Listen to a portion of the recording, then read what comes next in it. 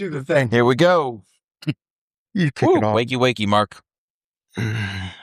Welcome to the Real Estate Addicts Podcasts with your host, Dan Rubin, RH Investment Group. I love how you guys say pod. You both do this. You say podcasts. Like We it's have a multiple. We have multiple podcast episodes. Ray Herto, RH Investment Group. Mark Savatsky, Choose Boston. Are you mid-burp? Yeah. You feeling okay? I had Publico for lunch today, did their lunchbox special. Shout out to Dave and Dave from Cedarwood. That was fantastic. I got the And Dave stopped by. Yeah. Dan was with me. Smash burger with French fries and a cookie and like $11 or something. Is like, Can't beat that. Yeah, wow. Can't beat that. Thanks for the invite, guys. What are we talking about today? Are we reusing We're doing some old content? What? We're reusing content? We're going to readapt some of our old content and Maybe have a Is discussion. that a joke? Are you trying to be something? lead in. Oh. Well, I think before we started recording, we were talking about Ray and I are doing a building a project up in Amesbury, Massachusetts. It's a mixed use building built in 1874. 152 years old today. So today, No, I don't know. As of today's the birthday of the building. it was born today. It's my parents' anniversary too. Oh, happy anniversary! Happy anniversary, Amy and Gary. happy. Love you guys.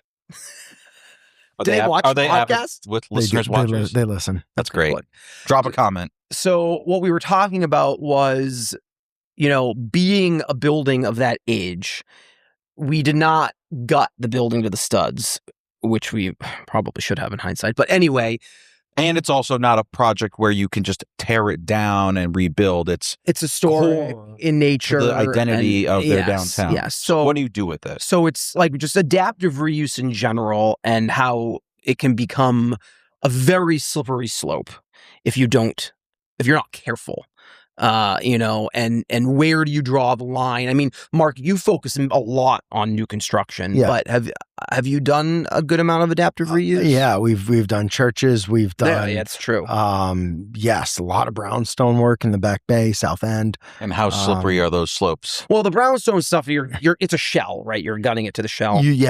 Going into it, you know that. Yeah, we've done some cosmetic. We recently combined 2 condos into one in a larger building in a great spot in the South End. So I feel your pain. I've experienced it. I think one of the things that's underrated in terms of its complexity is how out of plumb, out of level the floors systems are. Oh, yeah. And then also that like, oh, it's great. It's old rough sawn lumber. Like, cool. Yeah. You can't just cut that. Like a TGI is beautiful. You can run plumbing through it. Like you really, if you're using dimensional lumber or rough sawn lumber for your floor system, not okay generally. Maybe wires, but that's sort of it. I was gonna say the wires. You can go. Oh, we got enough circuits. It looks pretty good, but they're all running all over the place. That might not be the configuration we want in the future. You don't know what's behind the walls, and oh, by the way, we're gonna add more demand. So now everything's got to move outside, and it's cheaper to rewire. Yeah, it's very difficult to underwrite. And to budget for that type of product. So like the scope of the work that we're doing is, I guess it's mixed use in such that there's a restaurant on the ground floor, 2 commercial spaces on the second floor, and then 6 additional residential units. Residential units are mainly cosmetic, but we did do some floor changes and things like that. But when you start peeling the Band-Aids off, right? And you can clearly tell that, it was just been a Mickey Mouse job after Mickey Mouse job for the past 100 years. And so, you take a ceiling, like ceilings have been dropped multiple times. When there's multiple layers of ceilings. It was wild. Like the original ceiling height on the 3rd story in those 2 residential units is like 15 feet. Wow. And they dropped the ceiling once, probably to like 9 feet. And then they dropped the ceiling a second time to maybe like 8.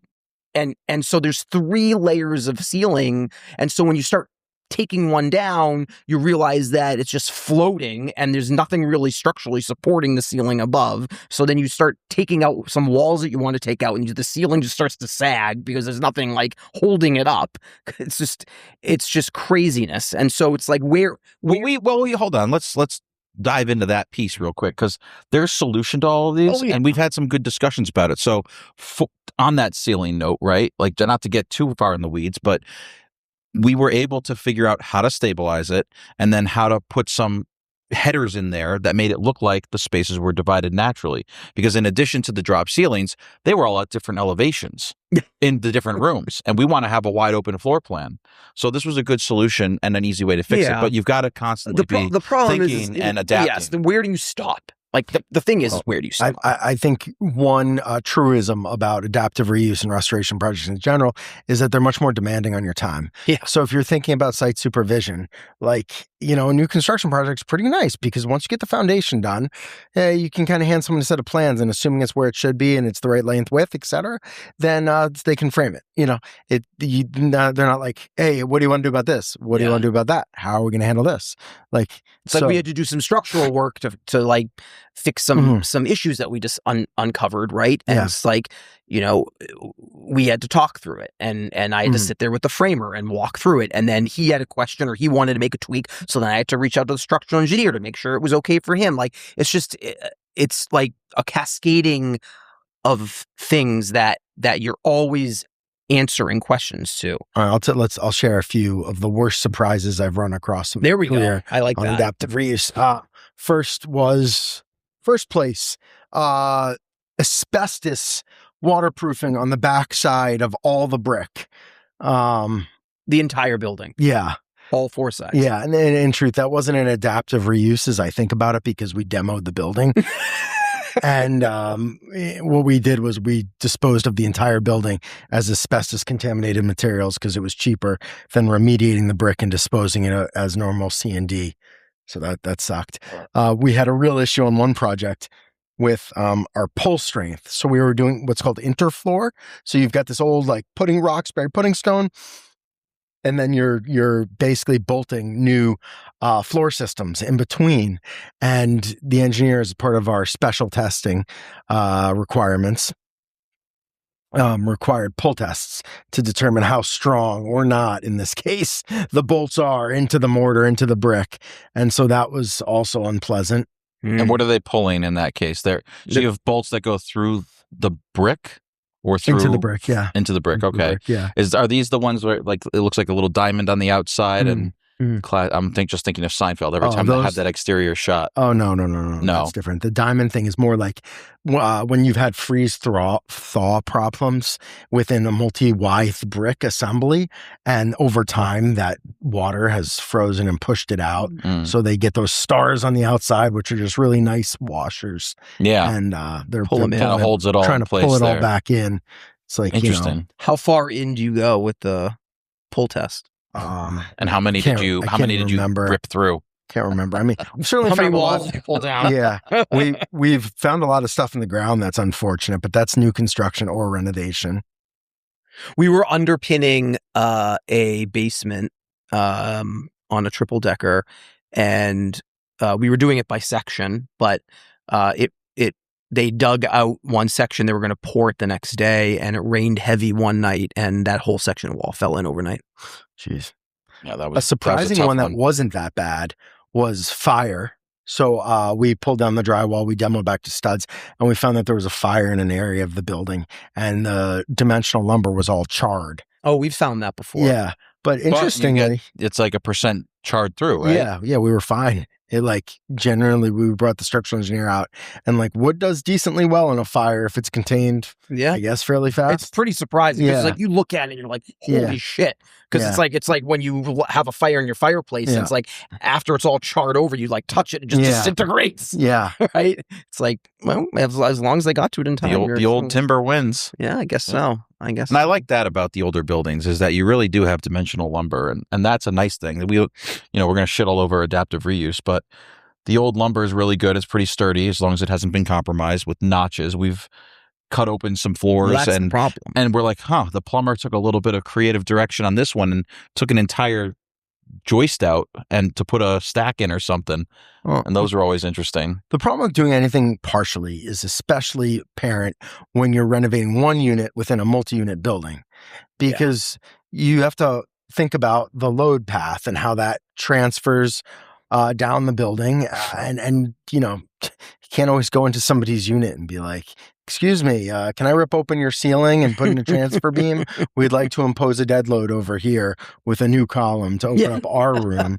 So there's major constraints in that way. You're saying if the building is partially occupied already. Yeah, and nothing is worth saving. Like the other challenge that we see all the time is like, you'll see as a GC, we get plans that say, you know, everything bubbled here is to be like removed, salvaged, repurposed and reinstalled. Yeah, fuck that. It's like, if you're doing it because you just love it, like, and that's really important to you, God bless your heart. If you're doing it because you think that it's going to be cheaper to remove, salvage, and restore that fireplace mantle, then you're wrong. Yeah, 100% wrong. Always almost cheaper. 100% wrong. Yeah. I think the other challenge also when you're not doing a gut renovation or ground up is meeting the new and the old, right? So it's like if 3/4 of the unit is horsehair plaster and you're trying to meet like new board with the plaster, like it will never look right. It will always look funky. Or you'll have to plan to have the new stuff stick out a little bit more and then go over the old or just rip it all out. Yeah, it becomes a nightmare. Yeah. But I think scope creep, to your earlier point, is a huge challenge. And how do you manage scope creep while also balancing, you know, like you said, you come across two differential textures and finishes and having to have those meet up, or I don't know, just meeting new code that's required for your scope of work. That's so the for other example, problem. You're adding a bathroom on a second floor with stairs, which doesn't require an elevator or any kind of accessibility, but the bathroom needs to be accessible because maybe in the future the whole rest of the building will catch up, which seems very unrealistic. That's not a real thing. You're exempt from yes. You're exempt from MAB if you're doing an adapt. Like, how about check with your local folks, because I don't know, maybe we agree to disagree on that, or maybe it's specific to the project. I mean, there is a project size where you would need to add an elevator or something, but you can do. No, I'm saying they're making us do the bathroom. No, we don't have to add the elevator. No elevator needed, but the reason you add the bathroom and make it accessible is because in the future another renovation could add a brand new bathroom to a commercial condo, a newly created commercial condo unit. Okay. It has to be an accessible bathroom. Like, we did a building where there was a set of stairs to get into the front door, and I had a concern that we were going to have to put in some kind of handicap lift, like a lift or a ramp, and the answer was like, no, it's an adaptive reuse. But we don't have to do that. There is a trigger at a certain size project. I also think if you gutted the building, isn't it like a certain percent renovation triggers it, or no? No, it's just your grandfathered in regardless. Yeah. On the MAB concerns, which is accessibility in Massachusetts. That's good to know. Yeah. I mean, the other one that I've seen, which is a horror story, it's never happened to me, but I've heard of this, is like you have an existing to remain staircase that's non-conforming, and your demo guys get a little bit too ambitious or aggressive, and the staircase comes down. The treads, or just or just the AHJ, the building inspector deems that like what he sees there is not anything that was original. It was funny because our framer actually brought that up, because there are some stairs in an existing staircase that are a little bit wonky. Yeah. Some of the treads, and he was like, "Oh, do you want me to rip those up and replace them?" I go, "Don't touch them." Yeah. I said, "If you start touching them, and like 5 of the treads are replaced, and the inspector comes and looks at this, and he's like, oh, now you got to bring the whole fucking thing up to code. We're fucked." Yeah. So don't touch it. We did that. The thing did happen to us. The demo guy demoed a bunch of existing railings on the back deck that we didn't want demoed because they were below 42 inches in height. And he removed them, and then we had to rebuild them after, so stuff like that. Yeah. Bring it up to code. Because mistakes can happen on the site. Miscommunication. It's a lot easier when you just say gut the building, call it a day, right? Or take the building down and start fresh. Versus, like, again, going back to having to be there and presence. Like, if you have demo guys on site and you only want specific, you can't, like, as much as I went around and I put X's on the walls that I wanted removed and the X's like on things that I wanted, like you did a great job. Shit still got missed and shit still got demoed that I didn't want demoed because I just wasn't standing there watching them all day. Yeah, should have called Circa Demo and Disposal. Well, this was pre. This was pre. You guys weren't. You guys weren't around for his business yet. But Dan, to your defense, you did a great job explaining it. You sent me the videos. It couldn't have been any clearer. So it was just somebody didn't translate the message or transfer the message or whatever you want to say. Yeah, well. Do you guys have any asbestos issues? We've had a few things like that. I mean, in Lynn, for example, they did some testing as they started doing demo and they had to stop at one point because they thought it looked like it. They got it tested. New construction, obviously, if we're taking down a building. Yeah, and that came back okay. And I think we've had some small remediation. We've never had any like major environmental things. On that same job, we had some kind of upstream issue. Like this, that wasn't our site that had toxicity levels or different levels of shit in the soil, but we had to go through this whole process with the state to go and get like up gradient property status or some kind of shit like that where you got to file it. That took forever. Then it was just done and like no one. You know what's interesting, and I don't know if I should be saying this, is like they make you go, if you're raising a building and you're taking a building down, they make you do all this environmental testing. But if you're gutting a building to the studs, you can just pull a demo permit and gut the building without any testing. Depends on what municipality. Okay. And I still think you own liability.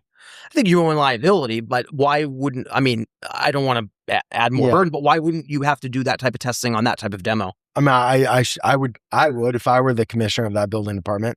Yeah. And I typically do as a GC. Like spot testing. Yeah. I mean, especially if I think something's suspect. Yeah. Like if you're demoing something that hasn't been touched since the turn of the century, there's no asbestos. Yeah. But if they renovated it in the 70s and you see 9x9 floor tiles. Well, exactly. If you see linoleum on the floor, those types of tiles on the floor, and it's more than 40 years old, more than likely. Or the pipes are wrapped in. The pipes are like, the old. Whatever it was like. A snowman boiler. Yeah. We had, the other thing we find is the caulking around windows. So like a building may have been done 200 years ago, but they replaced the windows in the 70s and the caulking has asbestos. We found some of that on some of the buildings. Like that building in Southie we took down. It was right around one of the windows in the front. Forgot about that. We got called Circa Demo. Got called in to take down acoustical ceiling tiles in a 3-family in East Boston. And I kind of pulled the guys out. I called the homeowner and gave her a recommendation for who to call to have tested and all the rest. But like the vintage of the build looked like asbestos era 70s. And I just did a quick search. It's like, yes, many acoustical ceiling tile companies used to use asbestos because it was great for sound and it was fire retardant and it was cheap. So that can be a thing. So it's like, I just don't need you guys in there breaking a bunch of tiles. Hey, listen, if they installed it, breathing it in. If they installed it and they're fine, they can deinstall it. Because it's all about I'm just kidding. I'm kidding. Making it airborne. Yes, I know. But installing could, stuff's going on. In theory. Anyway. Another issue with adaptive reuse. How about this is new construction, but just because we were on a 0 lot line, Dan knows I was absolutely freaking out when we were excavating the old foundation near the sidewalk. And I was like, we got to have some backfill ready to go right when that stuff comes out and kind of do it in phases. Because I didn't want the sidewalk to fall in. It was tough to kind of like balance that and the shoring side of it. Shoring would have been what? We didn't shore it though. No, we didn't. Do you want me to tell you what you should have done and what? Should have shored it, but that's impossible. It's not impossible. It would have been impossible to shore it because you were right up on the sidewalk. So there was no lot line. And then you would have had to abandon it. And do you know how many utilities we would have cut through in the street or in the public way? There was a 36-inch water main. We weren't going out that far, but God forbid that thing was somewhere near the sidewalk. What are you talking about? The sidewalk and the telephone pole and all that stuff. Yeah. Or the light pole for the... You look. Could you drive sheet pilings right on the lot line? Yes. And then poured a one-sided foundation wall against it? Yeah. We did a one-sided pour for the vault. Yeah. So like it's doable. I'm not telling you that it isn't cost prohibitive. We did a one-sided pour because it was against our own foundation. No, we did a one-sided pour against the street side. The street side, yeah. Well, anyway, I don't know. cut all this. Cut all this. My point was, Don't cut it. when you're doing demo, whether it's adaptive reuse or I guess new construction, you still have things to worry about, like the shoring and the It's a major concern. We've done a facade-ectomy. So we had a historic building where we were redoing the whole building came down, but for like an L-shaped portion of the facade. So we had to temporarily shore it. Did you brace it with steel? Yeah. So we used, the like whalers. Mm-hmm. I think I remember this project when you were doing it. And this is along the Greenway? Yeah. Yeah. That one looked was crazy. Wild. That's got to be the most expensive wall in the city of Boston per square foot.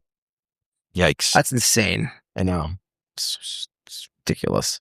No. Yeah. Well, what are some of the benefits? The benefits? Well, you're saving a shit ton of money. Yeah. Like, not. Are you? Well, I mean, this project wouldn't have penciled if we had to tear it down and rebuild it. Yeah. Unless you're adding more density, there's no reason to take an existing 9-unit building down and rebuild it, right? It just doesn't make any sense. Right.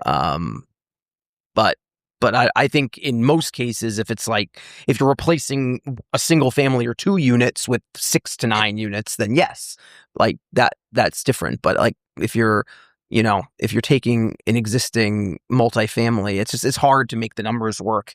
I don't even think the numbers would have worked if we gutted it. Like the price points of these condos that we're going to be selling are not astronomically high, and so no, they're good. They're great. They're excellent first-time homebuyer condos. Well, yes, but I'm saying price point wise, I'm saying because they're not. We're not getting $1 million per unit. No, right? Of course not. So any other, some more practical wisdom, I guess. One is cast iron plumbing stacks. Yeah, cast iron plumbing stacks are good as long as they're in constant use. What often happens is the water's been off through the building for years, and that's when they really start to spall and fail. Yeah, we actually, that happened. We had a stack that the guys were trying to tie into, and last week when they cut a piece out, and the whole stack, the whole 3-foot section just cracked off and just fell. Yeah. Because of that. It was so old. Yeah, it's tough.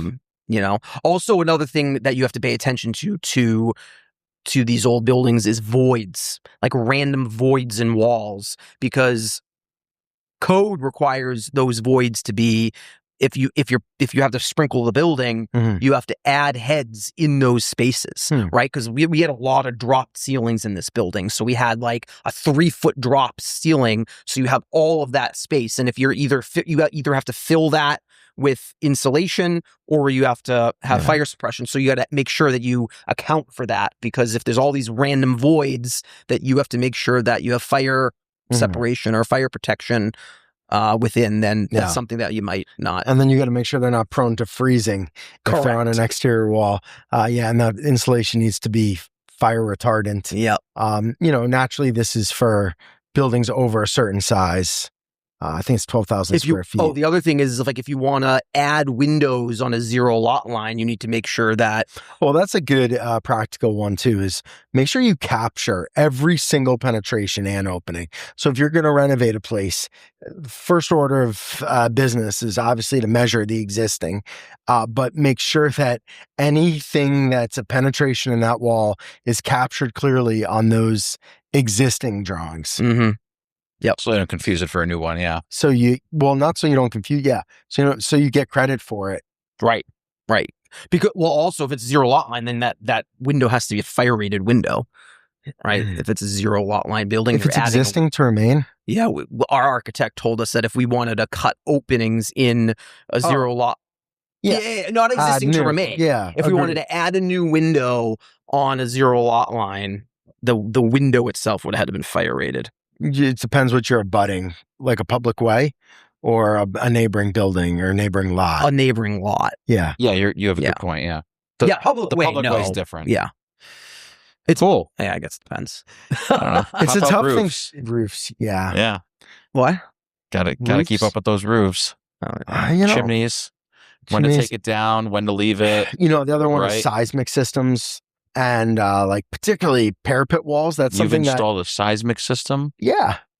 In what application? So like seismic clips is a big thing. So Oh, you've got this I thought you were talking about those unsupported balance veneer things. masonry wall, and you're renovating the building. You're converting it from office to resi, whatever. You know, you need seismic clips on that wall, every fastened at a regular interval, and you're probably talking hundreds of thousands of dollars. So that's an example of a seismic system. But you could have to end up upgrading the lateral system in a building.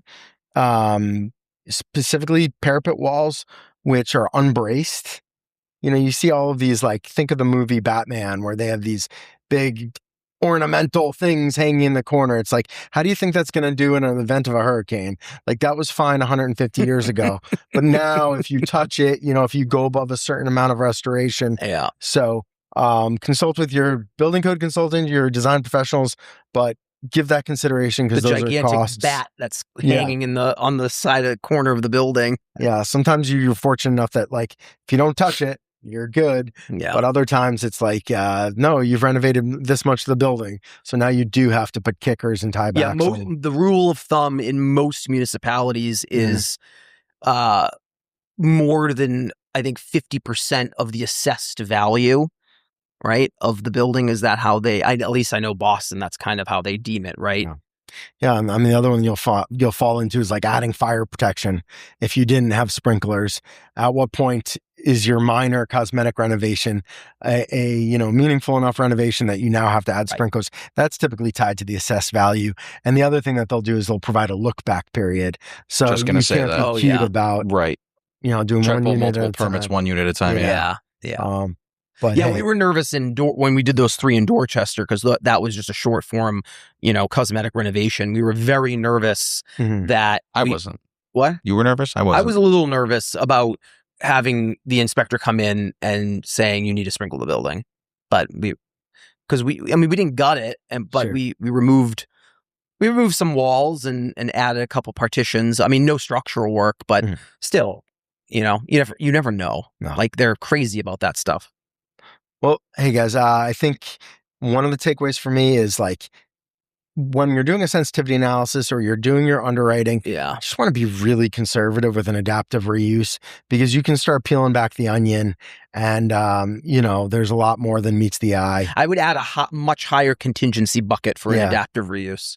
Yeah, that's a great point. Yeah. Well, thanks everyone here, listening, rating, subscribing, and reviewing. And watching. We'll see you on the next one. Cheers. Later.